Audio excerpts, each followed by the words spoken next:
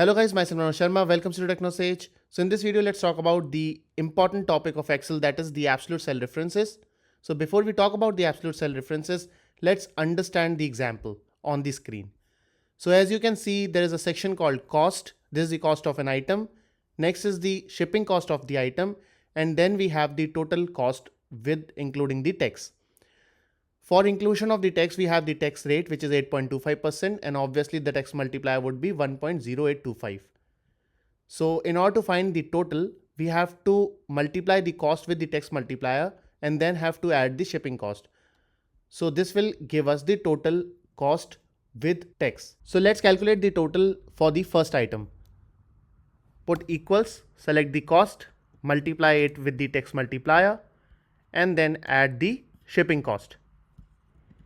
Hit enter, and now you have the total cost with including the tax. So now if we want to find the total cost for all the other items, what usually we do, we put the formula for the first cell and we drag to apply the formula to the other cells as well, which is called as the relative cell references.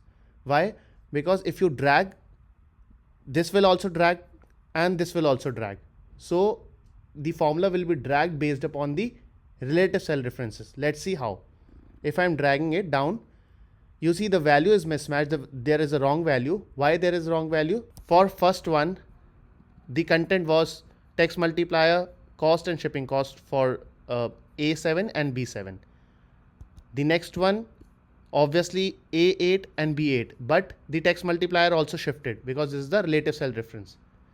Now for the third one, this got shifted to A9 and B9. Similarly, the tax multiplier also shifted to B6. Why? Because the relative cell references. Why this is a problem? Because cost and shipping cost should be relative, and as and when we are moving down with this total cost, these should also be moving down. But the tax multiplier in this case is the constant. Tax multiplier should always be pointing to this particular value, which is the B4, and should not be shifting with respect to the relative cell references. So in order to fix this, we will use the concept of absolute cell references. So the absolute cell references comes handy when copying a formula. You may want one or more cell references to remain unchanged. So absolute cell references preserve the exact cell address in a formula. So for this, what you need to do is, you need to, since this B4 is pointing to the tax multiplier, in order to fix this, we need to put the $sign in the row and the column, which is B and 4, and then hit enter.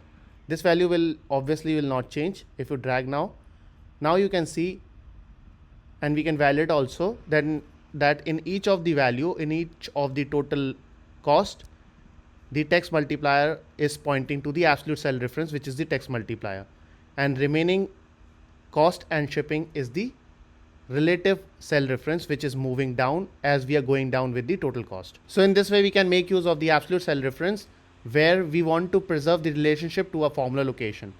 I hope you understood the concept of absolute cell references. Please do write in the comment box if you have any doubts. Subscribe to the channel. Thank you so much for watching, guys.